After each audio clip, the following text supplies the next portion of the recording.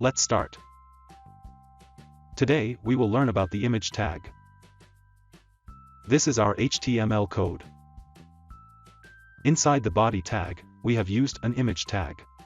The src, which is the source attribute, is set to an image and the root directory of the project. The alt attribute is set to some text, which will be shown when the image is not available. And then we have described the height and width attributes of the image.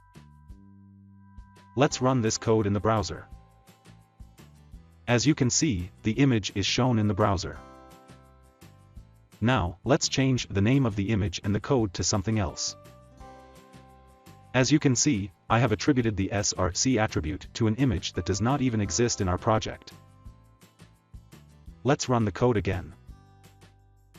Now you can see that, because the image is not available in our project, the browser shows the alternate text instead of the image.